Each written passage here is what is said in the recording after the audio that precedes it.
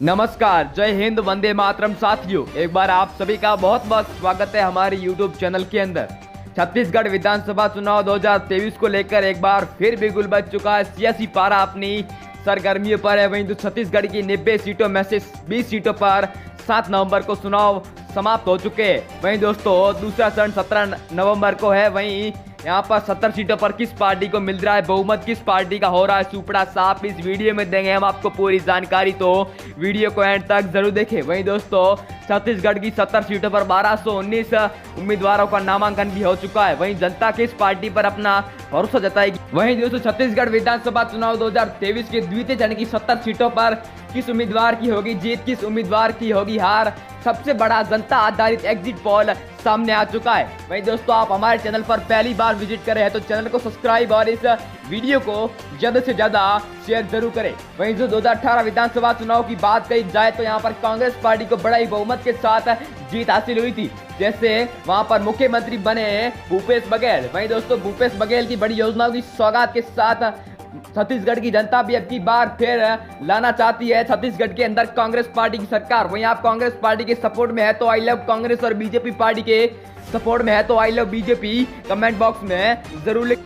वहीं भूपेश बघेल ने छत्तीसगढ़ की जनता को योजनाओं की सौगात दे दी, जिसके अंदर 500 रुपए में गैस सिलेंडर, माताओं और बहनों के रेल एवं बस यात्रा फ्री, बेरोजगार लोगों को 2000 रुपए तक का प्रतिमाह भत्ता, नारी सम्मान योजना और शिक्षा के समर्थ में कई बड़ी योजनाएं चालू करनी शुरू कर दी है। वहीं दोस्तों बिजली बिल भी माफ करने की घोषणा कर दी है। वहीं दोस्तों आप छत्तीसगढ़ की किस जगह से हमारे वीडियो को देख रहे हैं वो भी कमेंट बॉक्स में जरूर बताएं। वहीं छत्तीसगढ़ में अब की बार आपको किस पार्टी की सरकार बनती नजर आ रही है। वहीं दोस्तों बात की जाए छत्तीसगढ़ की पहली महत्वपूर्ण सीट सुकमा जिला की, तो सुकमा जिला में दोस्तों यहाँ कुल एक सीट है और एक कांग्रेस पार्टी को मिलती नजर आ रही है। अब की बार बीजेपी को 0 और आम आदमी के पार्टी के खाते में भी 0 सीटें जाती नजर आ रही है। वहीं दोस्तों बीजापुर की कुल एक सीट पर बात करी जाए तो यहाँ पर कांग्रेस को बड़ा ही बहुमत मिलता हुआ नजर आ रहा है। फिर अब की बार कांग्रेस पार्टी को एक सीट, बीजेपी पार्टी को 0 और आम आदमी का खाते में भी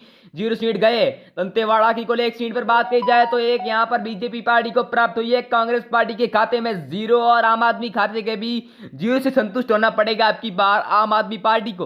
वहीं बात करी जाए अगली सीट बीजेपी की नारायणपुर की, तो नारायणपुर में कुल एक सीट है और एक कांग्रेस पार्टी को प्राप्त हुई है। आम आदमी पार्टी के खाते में 0, बीजेपी के खाते में 0 और अन्य के खाते में भी 0 सीट जाती नजर आ रही है। वहीं दोस्तों बात करी जाए अगली सीट कोंडागांव की कुल 2 सीटों पर, तो 2 की 2 कांग्रेस पार्टी को प्राप्त हुई है। कांग्रेस पार्टी ने बीजेपी और आम आदमी पार्टी को तगड़ा झटका दे दिया है, क्योंकि बीजेपी पार्टी को यहाँ पर 0 सीटें हासिल हुई है, आम आदमी के खाते में भी 0 सीट जाती नजर आ रही है। कभी ढाब की कुल 2 सीटों पर बात की जाए तो यहाँ पर दोनों को समांतर सीटों का आकलन होता हुआ दिखाई दे रहा है, यानी बीजेपी पार्टी को 1 सीट और कांग्रेस पार्टी को भी 1 सीट हासिल हुई है। बस्तर जिला की कुल 3 सीटों पर बात की जाए तो यहाँ पर बीजेपी आगे चलती नजर आ रही है, यानी बीजेपी पार्टी को 2 सीटें, कांग्रेस पार्टी को 1 सीट मिली है, आम आदमी पार्टी के खाते में 0 सीटें गए। वहीं बात की जाए राजनांदगांव की कुल 6 सीटों पर, तो 6 में से कांग्रेस को यहाँ पर बड़ा ही बहुमत मिलता हुआ 4 सीटें, बीजेपी पार्टी को 2 सीटें, आम आदमी के खाते में 0 सीट जाती नजर आ रही है। कांकेर की कुल 3 सीटों पर बात की जाए तो 3 में से यहाँ पर 2 सीटें कांग्रेस पार्टी को प्राप्त हुई है, बीजेपी के खाते में 0, आम आदमी पार्टी के खाते में 0 और अन्य के खाते में 1 सीट जाती नजर आ रही है। तो जांजगीर चांपा की कुल दोस्तों 6 सीटों पर बात की जाए तो यहाँ पर कांग्रेस को बड़ा ही बहुमत मिलता हुआ 3 सीटें, अन्य के खाते में 1 और बीजेपी को 2 सीटें हासिल हुई है अब की बार। वहीं बात की जाए अगली सीट गंज की कुल 5 सीटों पर, तो यहाँ पर कांग्रेस पार्टी को 3 सीटें, बीजेपी पार्टी को 2 सीटें, अदर के खाते में 0 सीट का आकलन होता हुआ नजर आ रहा है अब की बार। वहीं बात की जाए रायपुर की कुल 7 सीटों पर, तो 7 में से कांग्रेस पार्टी को यहाँ पर 4 सीटें, बीजेपी पार्टी को 2 सीटें और अन्य के खाते में 1 सीट जाती नजर आ रही है अब की बार। वहीं बात करी जाए अगली सीट महासमुंदर की कुल 4 सीटों पर, तो 4 में से कांग्रेस यहाँ पर फिर आगे चलती नजर आ रही है। कांग्रेस पार्टी के यहाँ पर 2 सीटें हासिल हुई है, बीजेपी के खाते में 1 और कांग्रेस को भी 1 सीट प्राप्त हुई है। वहीं बात करी जाए अगली सीट रायगढ़ की कुल 5 सीटों पर, तो 5 में से कांग्रेस को यहाँ पर 3 सीटें हासिल हुई है, बीजेपी पार्टी को यहाँ पर 2 से संतुष्ट होना पड़ेगा अब की बार और अदर के खाते में 0 सीटें गई। वहीं बात करी जाए अगली सीट रायपुर की कुल 7 सीटों पर, तो 7 में से कांग्रेस को यहाँ पर 4 सीटें, बीजेपी पार्टी को 2 सीटें और अदर के खाते में एक सीट जाती नजर आ रही है अब की बार। वहीं दोस्तों बात करी जाए अगली सीट दुर्ग जिला की, तो दुर्ग जिला में दोस्तों बता दूं कि ये कांग्रेस का गढ़ माना जाता है छत्तीसगढ़ के अंदर।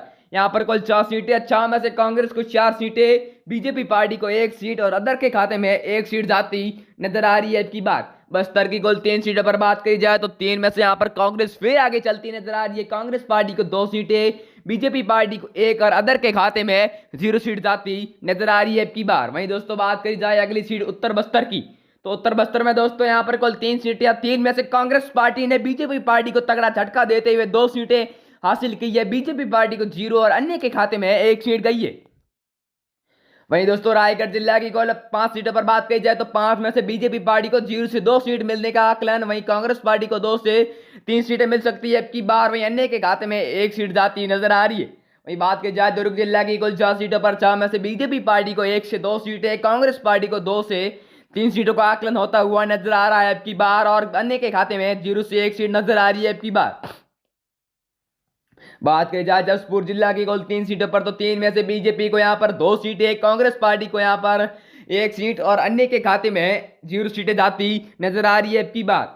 वहीं दोस्तों बात करी जाए अगली सीट राजनंद की कुल 6 सीटों पर, तो 6 में से यहाँ पर बीजेपी को 3 सीटें, कांग्रेस पार्टी को 3 सीटें, वही अन्य के खाते में 1 सीट जाती नजर आ रही है अब की बार। वही दोस्तों बात करी जाए अगली सीट रायपुर की कुल 7 सीटों पर, तो 7 में से बीजेपी को यहाँ पर 2 से 3 सीटें, कांग्रेस को 3 से 4 सीटें और अनेक में खाते में 0 सीट जाती नजर आ रही है। मिलते हैं अगले वीडियो में, तब तक के लिए जय हिंद, वंदे मातरम।